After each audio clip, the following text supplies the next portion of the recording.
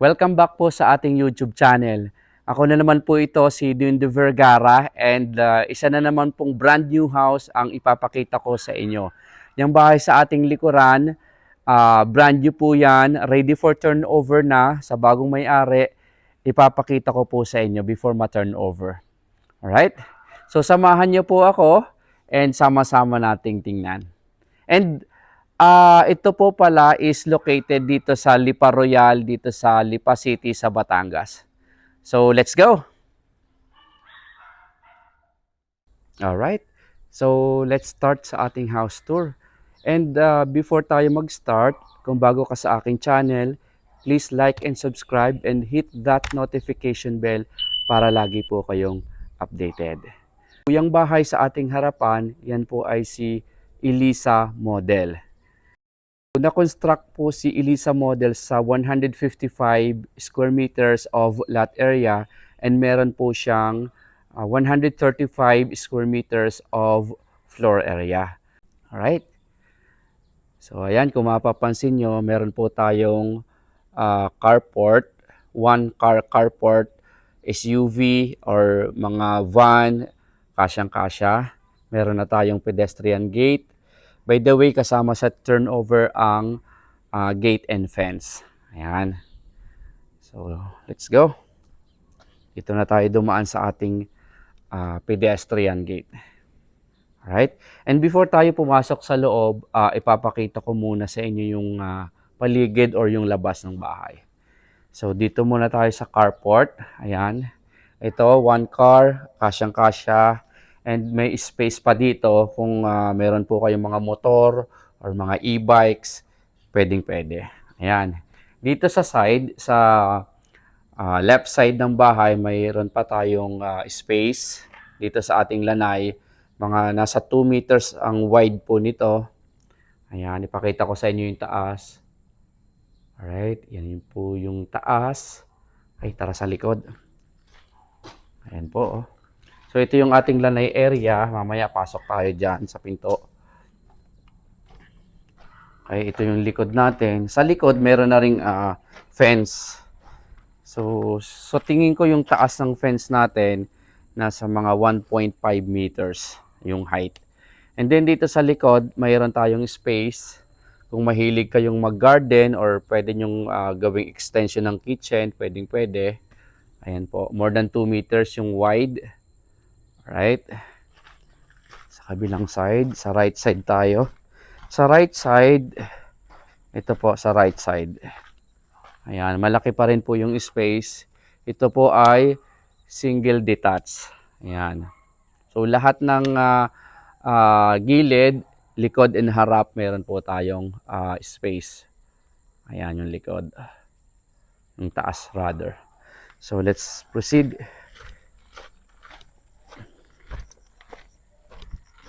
Ayan.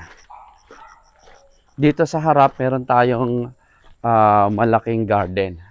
Wait lang, pakita ko po sa inyo. Ito po, ayan o, kung mahilig kayong magtanim ng mga halaman, ang laki ng space para sa pag-garden. Ayan po. Alright. And before tayo mag-start, before ko ipakita sa inyo yung loob, gusto ko lang magpasalamat sa Hestia Properties and napaunlakan po tayo na ma-video itong bahay na to. By the way, si Hestia Properties po yung naggawa ng bahay na to. Right? So ito po yung ating main door. Napakaganda ng ating door, solid wood. Ayan. So kung mapapansin nyo, bago na yung ating lock set po dyan. Mayroon siyang camera.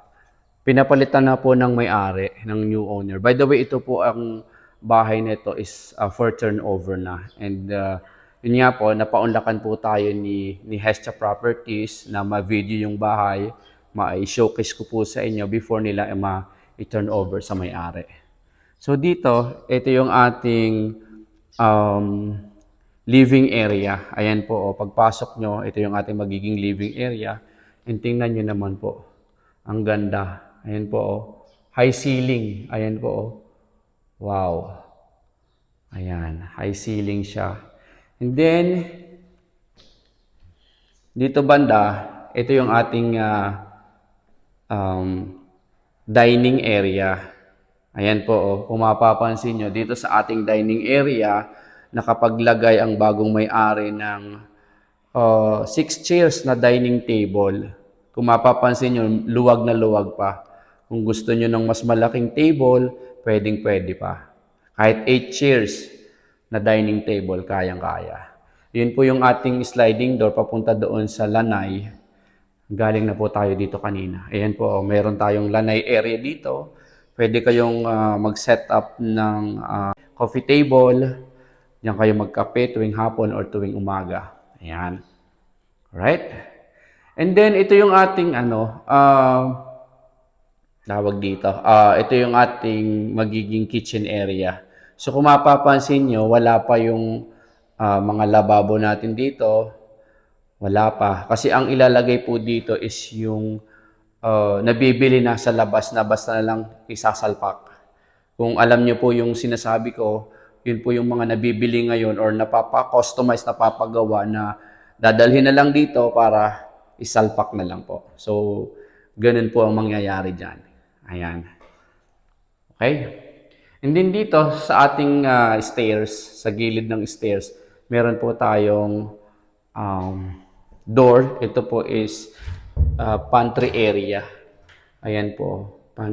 Pantry area based po doon sa floor plan. Ayan. Pero kung ayaw nyong gawing pantry area, pwedeng gawing storage kasi malaki naman po siya. Ayan, yung mga gamit natin na hindi masyadong ginagamit, pwedeng-pwede dyan. And then, itong door na to, ito po yung ating toilet and bath dito sa ground floor. Ayan po. Ayan. Ayan po. Magbuhay tayo ng ilaw. Ayan. Okay. So, ito yung ating toilet and bath. Kung mapapansin nyo, bagong-bago. Ayan po. Ayan. Kompleto yung ating fixtures po dyan. Ayan po, may shower. And yung door natin, maganda, solid wood. Ayan po. Mapapansin nyo. Alright? And then, meron po tayong isang bedroom dito sa ground. Ayan po. Kung may kasama kayo na mga senior citizen, o yung mga lolo or lola natin na nahihirapan ng umakyat doon sa second floor, ito po, pwedeng-pwede sa kanila. Or pwedeng guest room. Ayan po, meron tayo ditong 4 na bintana na malalaki. And meron na siyang kasamang cabinet. Ano po siya, movable naman po yung cabinet na yan. Pwede nyong ilipat kung gusto po ninyo. Alright? And aside from dito sa first bedroom, dito sa ground floor, meron tayong isa pang room na maliit. Ayan. So, pwede kung mayroon po kayong kasama na helper sa bahay, pwedeng-pwede. Or office, pwedeng office. Ayan po. Right? Then, ito yung door papunta sa ating likod ng bahay, sa service area. Ayan po. Sabi ko nga po sa inyo, napakalaki ng likod. Pwedeng mag-extend ng kitchen. Ayan. Alright. So, let's proceed sa second floor. Okay. So, ito yung ating stairs going up. Napakaganda talaga nito. Ito yung pinakagusto ko. Ang daming bintana. Ayan po, high ceiling. Daming bintana. So, pasok na pasok ang natural light mula doon sa labas. Alright. Let's proceed. Second floor. Ito, maganda yung ating wall cladding po dito. Ayan po. Ang ganda ng color combination ng white, brown, black.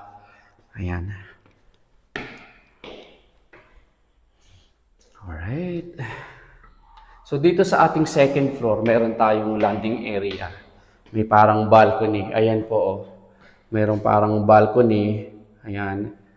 Na papunta sa ating balcony sa labas. Ayan. Ito, tuwan-tuwa ako dito. Ang ganda.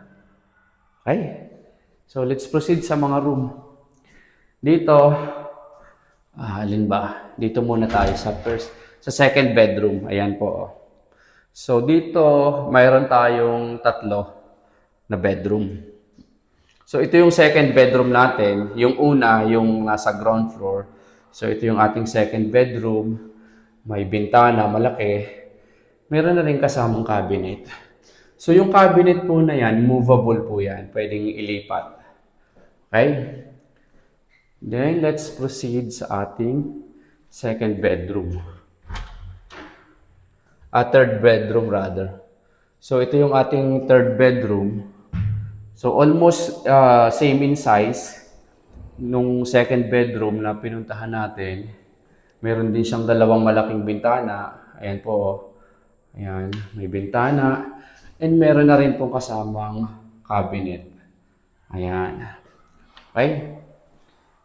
Then, ito yung ating master bedroom. Ayan po. Malaki ang ating master bedroom. Ayan po, meron siyang bintana, dalawa. And then, ang kagandahan kay master bedroom, meron siyang sariling toilet and bath. Ayan po. Ito yung sariling toilet and bath ng master bedroom. Complete fixtures na rin po. Ayan, bagong-bago yung ating mga gamit. Alright. Okay. And then, ito yung ating cabinet. Ayan, dito sa cabinet ni master bedroom, mas marami po tayong mailalagay na gamit. Ayan po. Ayan, meron pang sa baba. Ayan. And then, hanggang sa ceiling yung cabinet. Right? Okay. So, pakita ko sa inyo yung ating common toilet and bath. Aside from doon sa master bedroom, mayroon pang common toilet and bath. Ayan po. Complete fixtures, may shower, may toilet bowl, and lavatory. Alright. Okay. I hope nag-i-enjoy po kayo sa ating ginagawang house tour.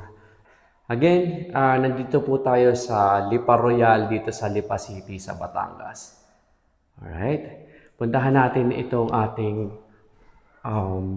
balcony. Ayan. Ito po ang ating balcony. Malaki din po yung ating balcony. Pwede tayong makapag-set up ng kahit malaking table po dito, tambayan natin. Pag nagkakape tayo, nagre-relax. Right? So, ito po yung taas. Okay? Yan po. Pasok na ulit tayo. Ayan, napakaganda talaga dito. Okay, tara sa baba. Alright. Natapos na po nating i-house tour itong Elisa model dito sa Lipa Royal, Lipa City sa Batangas. I hope nag-enjoy po kayo sa ating ginawang house tour. So, sa ngayon, habang sinushoot ko yung video, ang presyo ng bahay na to starts at 11 million. Ayan po. So, lahat ng details ng bahay na hindi ko na-mention, ilalagay ko na lang po sa description box ng ating channel. And kung may mga katanungan po kayo sa akin, nandyan po yung aking telephone number. Feel free to contact me and I'll be more than happy to help. And sa lahat po ng kababayan natin na OFW na naghahanap ng bahay, feel free to contact me. Meron po tayong Viber and WhatsApp. Same number lang din po. Alright? So hanggang dito na lang po muna. Thank you for watching and see you on my next video.